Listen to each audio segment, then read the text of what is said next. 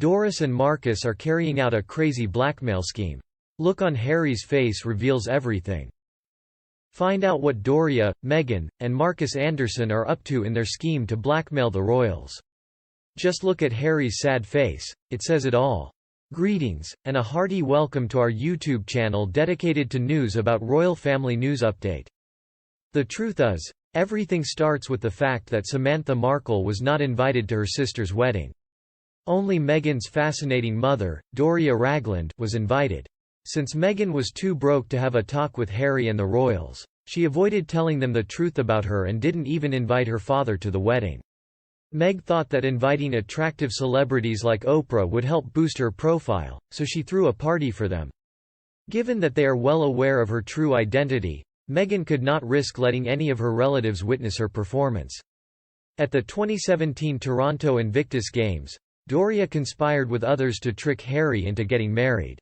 Do you really not believe me? Let me dig up some pictures of Harry and Meg from the Invictus Games so you can examine their body language and wonder aloud what could have caused him so much distress. Harry would have looked happier at the Invictus Games if he really loved Meghan as much as he says he does. If he hadn't ended their sexual relationship at Soho House, she wouldn't have shown up at Tom Inskip's nuptials. There she was, passionately kissing him, and Harry did nothing to interrupt the two of them. Why? This is something that Doria is aware of. Marco Anderson is in the know. Furthermore, they were invited to the $35 million wedding extravaganza. Those who have spent time with the real Meghan Markle can attest to her narcissism, petty jealousies, first marriage, tendency to cause family strife, and past as a yacht girl and high-end escort. She never made it as a movie star. Her character on Suits was being written out, and Meg had nowhere to go. They all know she wouldn't have made the grade to study abroad for a semester. She had majored in theatre but never participated in school productions. They are aware of her transgression against the sorority that led to her expulsion.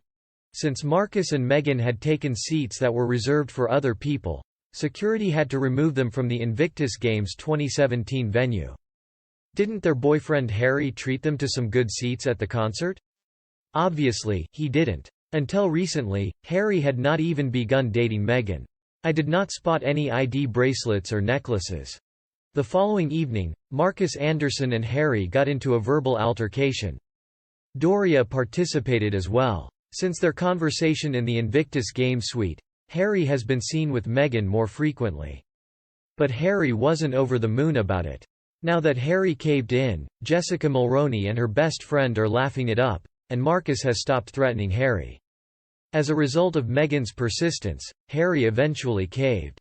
By relying on her mother and her friends for support. I am beginning to wonder if whatever advantage they had, or have, over Harry was really worth it. He has had a miserable existence over the past few years, and that's not even mentioning the dysfunction in his immediate family. If he had taken charge as usual, his family would have covered it up and he would have been left in the shadows for a year or two at most, before returning to his life. Meghan used the wedding as a networking opportunity, and I've always been curious as to why Harry wept after signing the marriage license, think marriage certificate in the US. How about tears of happiness? The fact that Harry has given Meghan complete control over their household gives me hope. My gut tells me Harry sold his soul to the wedding planners, and if Samantha and Thomas Markle had been invited, the nuptials might have been postponed. If Samantha Markle and Thomas Markle Jr. and Sr. had been invited, so many mysteries could have been solved. Even Meghan Markle's Ragland ancestors had a good understanding of their niece's character. So that's why not one of them was invited. Only Meghan's former drug dealer, Doria, who vanished during the first 7 years of her life, was invited. To what end is Doria being chosen? What makes her special? Out of all Meghan's relatives' cousins, uncles, aunts, siblings, and a loving father, why is Doria still a part of her life? Meghan has a lot of baggage, and she couldn't have the royal family cancel the wedding because of it. With that nuptial, Meghan would no longer be an unrecognized, nearly 40-year-old actress on the D-list. That means that Samantha Markle was not invited. It's just too dangerous. To be fair, both Samantha and Thomas Jr. tried to raise their voices.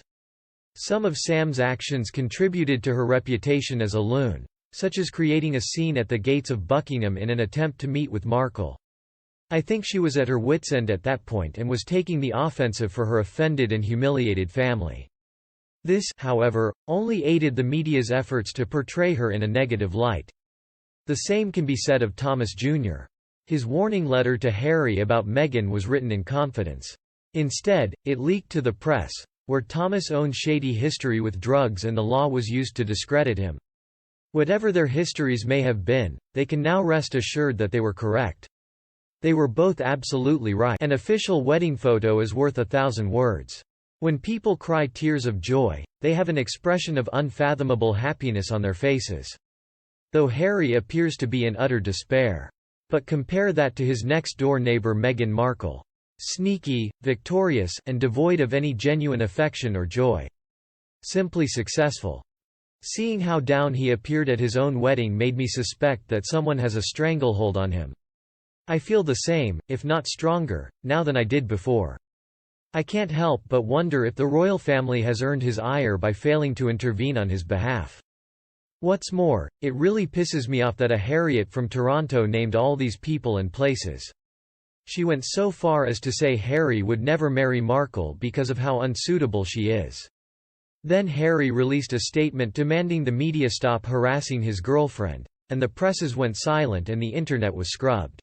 After years of troll harassment and commenters being banned for speaking the truth, we are still dealing with the fallout. Never before have I encountered a more dejected groom. The way he was scowling, I was afraid he might cancel the church service. In this competition, Marcus Anderson is in charge of the organization. From obscurity to prominence at Soho House, his rise was meteoric. Nothing much is said from him at all. Why don't we hear about the speculation in Canada that he is Prince Andrew's son on these pages? Gatecrashing and subsequent ejection is a recurring theme for Markle. The fact that she didn't get kicked out of Inskip's wedding because of her close relationship with him is almost certainly true. When she showed up at a polo match with Archie, Harry had her kicked out. Catherine, along with other members of the royal family, attended. Doria taught her early on that you should never give away free milk.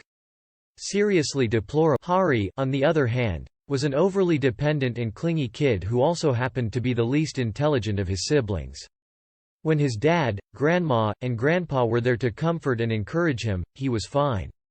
In the army, he was also successful because he had a platoon of men to lead and the support of his fellow officers. His problems began when he met the Harridan Markle, and now he lives in a hideous Southern California display home with a woman no one loves and 2 children who will grow up in a dysfunctional family, cut off from extended relatives. Never will Harry be content until he leaves that woman, goes back to his native country, makes amends with his family, and starts working for a good cause. I truly pray that Markle receives the punishment she so richly deserves, including no monetary compensation and a complete destruction of her reputation. As a result of her manipulation and use of him for her own ends, Harry has become his own worst enemy. Really, I do feel bad for him. Markle should be locked up immediately before she causes irreparable harm to anyone else's life.